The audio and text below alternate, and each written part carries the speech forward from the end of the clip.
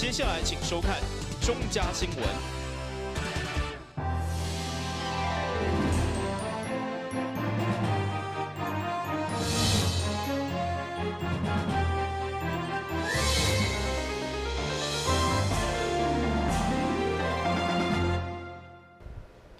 大家好，我是杨祖和，欢迎收看12月11号礼拜二的中嘉台南地方新闻。新界工业区是台南市新界以后所开发的首座工业区。11号上午举行全区道路的通车启用仪式，会中市长李孟燕感谢已经进驻投资的113间厂商，除了开创台湾经济的新风貌，更希望借此带动整体产业新的风貌。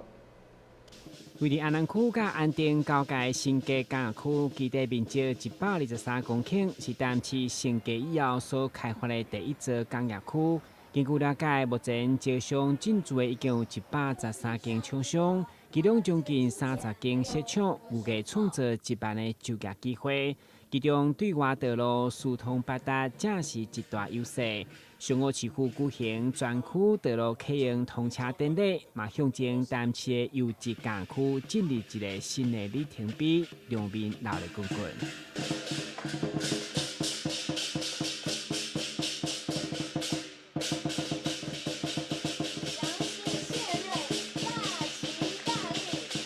非常的高兴，咱大家期待足久，这个新界工业区的这个计划，这个建设，那么已经陆续的完成。那么其中最重要的2条连外道路，今仔日来开通咱新界工业区会使讲是咱台南市县市合并了，咱推动各项的产业的发展，一个非常重要的一个里程碑非常重要的一个工业区的一个开发。其实，这个工区伫合并进程已经完成报编，不过因为卡伫债务开发困难，所以一直到县市合并以后才重新启动。而且新界工区嘛创下3个全国第一，包括承租后卖、开发甲招商同步，以及工区的污水零排放。等新闻军及何乔邦采访报道。过去营造工地总是会予人空气、噪音等污染的困扰。不过，自从市府纳入管理，加上实施围篱绿美化政策以后，已经大大改观。上午工务局就颁发第5届围篱绿美化比赛职业厂商，鼓励因持续为城市的景观来打拼。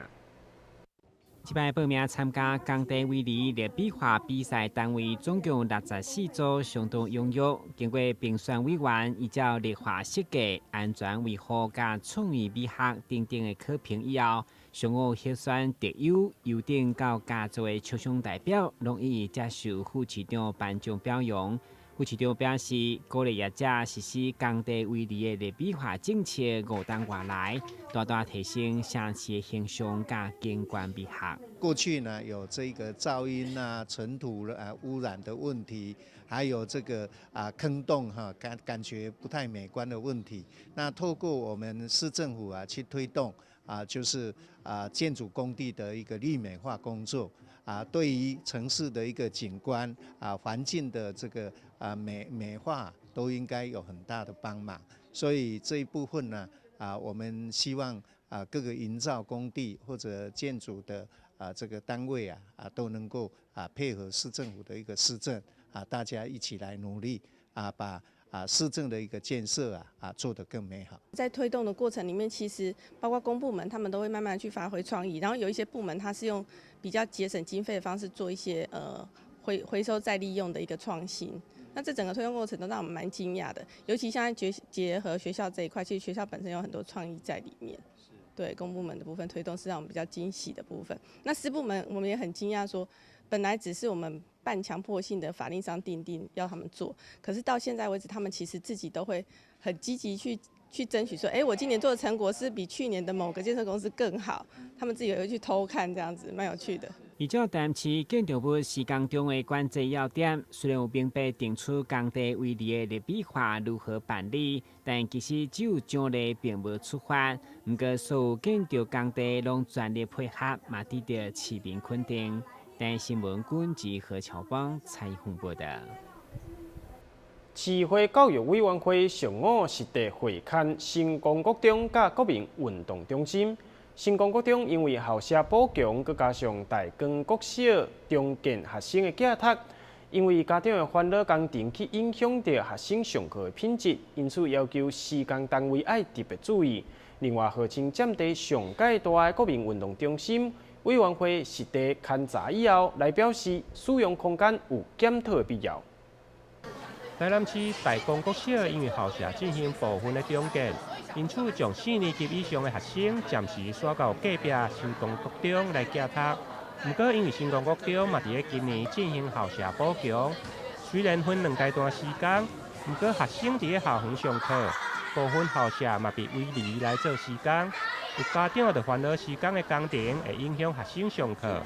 因此向议会教育委员会申请。上午委员会嘛实地会勘。就读的这个班级呢，旁边其实紧邻的就是在整建的工区哈。那家长认为说，整个环境呢，除了吵杂以外，那扬尘也非常的严重哈，而且工地也有一些处理不好的地方。那我们今天就现地来看哈，包括我们蔡会议员洪一峰议员跟许志春议员一起来现地看。那主要就是说了解这个状况哈，那也要求我们包括大光国小啦、成功国中，也请教育局、市政府、公务局等单位要求呢，他们要把工区的环境确实的整理好，要求不可以有一些危险的情况啦，一些铁钉突出的状况哈。那家长反映的就是这个空气很不好的情形，也要求我们市政府跟学校呢是能够来去，因为大概说这个施工还有1个多月的时间哈，那最后这1个月希望能够去借到这个关于这个空气清净机的这个设备哈，然后来确实改善整个学校孩子学习的环境。2位校长表示，大光国小对今年9月寄读，预计新光国中的补强工期阁需要1个月的时间。伫这1个月的时间，校方会加强要求，预计后学期就无这个问题。接续整个委员会成员嘛赶到国民运动中心来实地参访。伫整个永华国民运动中心营运以来，因为有不少的民众反映内面空间伤矮，对此委员会表示，号称占地上大的运动中心内面的规划确实存在当初的设计甲现在使用者无同的标准。全国上晚起面积上大的国民运动中心是大家的期盼了哈。经过解约跟重新招标，那我们来看看到底是不是像报纸所在，以被写所反映很多运动空间设计是有争议的哈。那我们就主要目的来看一看，我们不敢说它有问题了哈。可是如果照我们刚才所看到的羽球馆，那我们感觉上是跟运动者的喜好，还是讲以平常训练是有争议的哈。其中以羽球馆为例，当初设计内面是有6面的球地，不过后来得标营运者发现空间伤矮，只好改为4座。或实地会勘的议员拢感觉真不可思议。台南新闻林根采访报道。市府教育局近年来发现有愈来愈悬比例学生因为对学校课业无兴趣，因此无愿意到学校来读册，规工屈伫咧厝里。为着要有效协助安尼学生，教育局学生辅导咨商中心对去年开始进行放心我陪你以及社区师傅的计划。结合着社区友善的店家，让这寡学生会当找回对学习的热情，顺利转去学校的生活当中。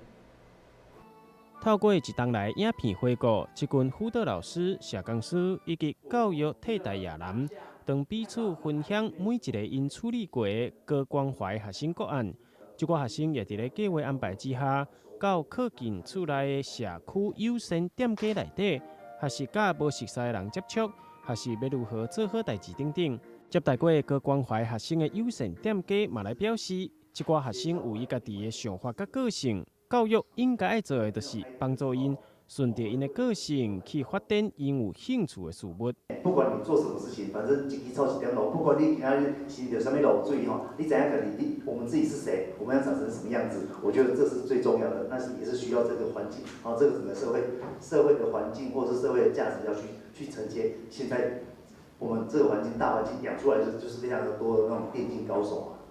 啊，对不对？所以我觉得顺势的让小孩子去长成他想要的样子就好。放心，我陪你以及社区师傅的个案，今年都伫咧济济辅导社工师以及有线店家协助之下，成功互接触的个案有8成顺利转去到校园来学习。那以今年来讲，因为我们的对象比较特别，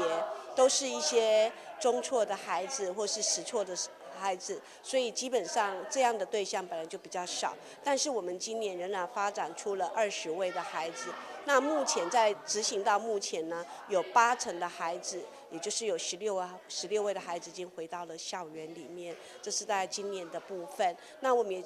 在执行的过程当中，因为学校的反应也感觉到了这个方案的确对孩子，那家长的反应也很好，所以明年呢，我们会持续的再去推动这个方案。那当然呢，我们这边也要再呼吁哦，在我们大台南地区，不管是 K 南、K 北、海边还是山顶，咱家友善店家，如果你们也对这个方案有兴趣的话，我们也很欢迎你们来加入我们这个协助孩子的一个友善的一个方案。各关怀学生需要较侪人来投入关怀，才会当有效甲因辅导。因此，教育局学生辅导咨询中心未来也会招募志工，针对着各关怀学生，进行着专业的陪伴甲照顾。台湾新闻网之后采访报道。歇困一下，马上转来新闻现场。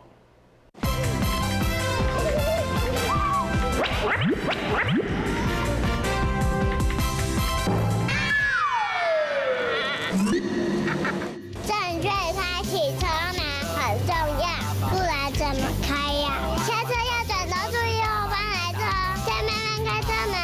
这是两段开车门啊！两段式开车门，两段式开车门，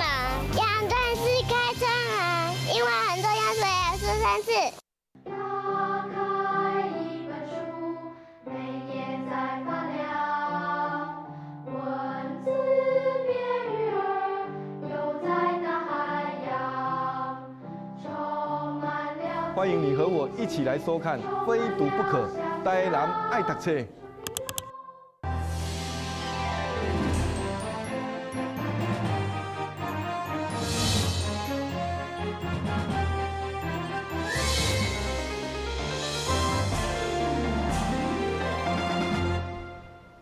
迎接猪年有5星级饭店已经开始推出外包年菜服务，除了维持过去同款6道菜料理，今年阁首次推出素食的年菜，希望用天然食材加创意的功夫，互食素的家庭要围炉，嘛会当有无同款的选择。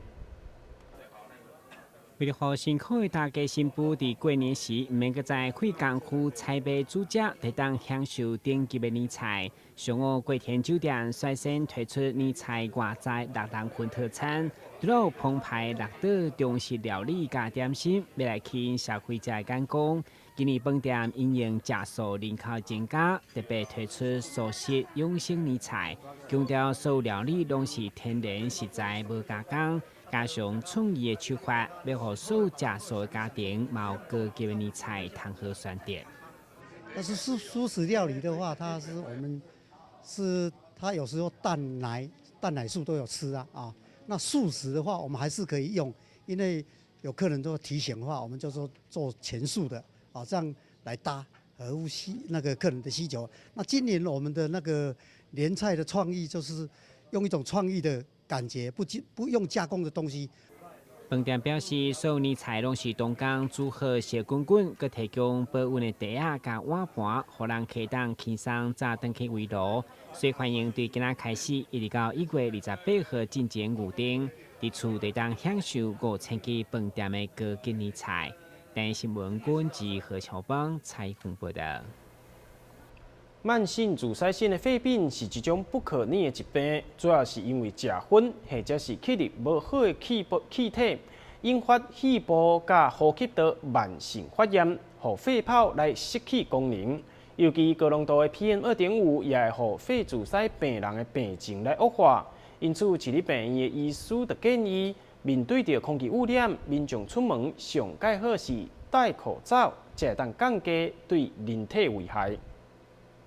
根据世界卫生组织调查，原本有过慢性自杀性的肺病，伫咧2030年也是全球第3大的死因。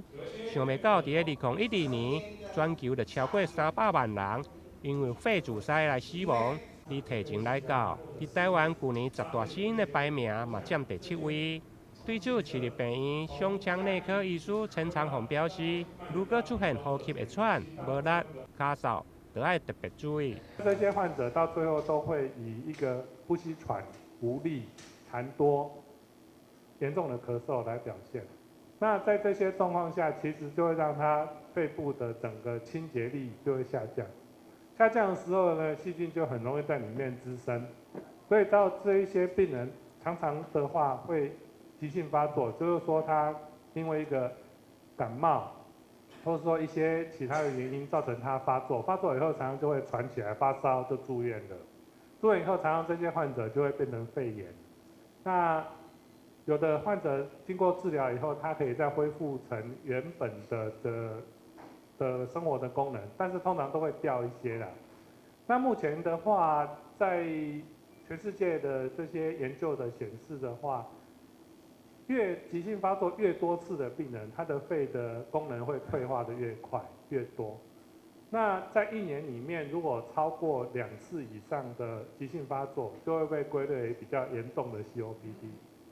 那这些严重的 COPD 的话，到最后以后，它每年的存活率就会随着它每年的发作的次数越多，它的存活率就会越少。医师表示，伫个秋冬的季节，因为空气品质无好，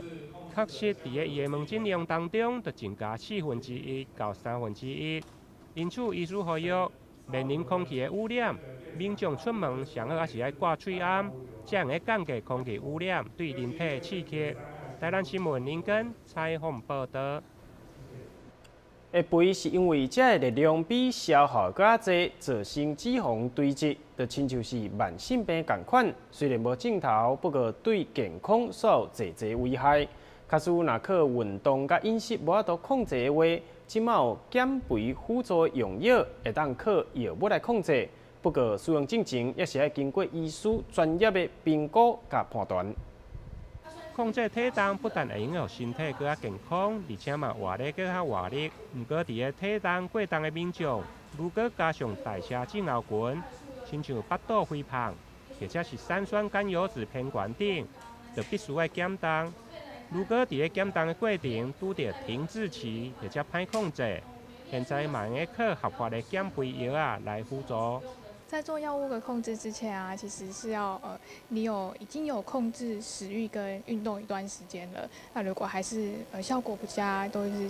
体重减不下来的话呢，我们才会去考虑到最后一线就是使用药物。这样对。那这个使用药物呢，它其实都有健保的规定，就是它有规定说你的 BMI 值要大概在多少才可以适合去服用的。在服用药物的时候啊，其实它服用的期间呢，每个药物都不一样，它可以造成减重效果的时间都不一样，所以呢，这个部分还是要去咨询医师，对，然后让医师去评估你的体重大概需要服用多久的时间，那服用之后会不会有什么副作用啊？那我们需要改善什么这样子。虽然目前台湾合法上市的减肥药有3种，伊靠的拢是减少饮食部分的油脂吸收、甲压制食欲等。同时，可能会产生无同款的副作用，亲像头壳痛、头晕、恶心、呕吐等。因此，嘛袂用家己买来乱食，上好经过医师的评估甲咨询。台南新闻林根采访报道。这民众有喙齿夹袂齐、会流芳的问题，安尼不但会造成外表无好看，严重者也佫有一寡并发症的发生。所以，基于医学中心的齿颚矫正科医师就建议家长，自细汉就要注意小朋友的喙齿，自细汉来矫正治疗会比较较轻松，治好的几率嘛会比较较悬。一般来讲，正常的喙齿是要亲像画面安尼共款，会当顺利关起来。但其实，侪民众因为先天的遗传或者是后天无好的口腔习惯，造成无共款的变化。变做顶排喙齿甲下排喙齿无法度顺利合起来。医师嘛提醒家长，伫咧小朋友成长的过程，就要注意喙齿有问题的话，要量早介入治疗。所以在小朋友带来做涂氟啊，或者做一般检查，我们一看到以后，我们就会跟爸爸妈妈询问他是不是有这些习惯。那进一步呢，我们也会去看他是不是我们有看过一些小朋友患者或小朋友病人，他是用鼻子是没有办法真的完全呼吸的，他就会很常就是过敏啊，然后擤鼻涕啊，像这种一来我就会请他去会诊耳鼻喉科。为什么？因为他在发育过程中，如果都真的只能用嘴巴呼吸的时间比较长，他就会很容易产生那种国外我们的文献就会像叫腺样体脸，它就是脸会比较窄缩。那下巴会往后下转，然后这个脸长会拉很长，然后就会觉得他前面这边爆爆的，嘴巴闭不起来，那种开咬。那这种情况下呢，其实如果早一点点去改善，是有机会改善。就算他没有办法做到100%的改善，他也可以降低我们未来去做它矫正的一个难度。我们可以在发育的过程中介入，但是它的难度也会下降。对于孩童时代要定期检查，让小朋友会当习惯喙齿生长的过程，爱到齿科会诊，安尼会当帮助小朋友有健康、整齐、优个美观的喙齿。等新闻网只好采访报道。新闻最后，赶快来关心气象。明仔载天气侪云，温度20度至26度，袂落雨。海面平均风力6级到7级，上大阵风9级。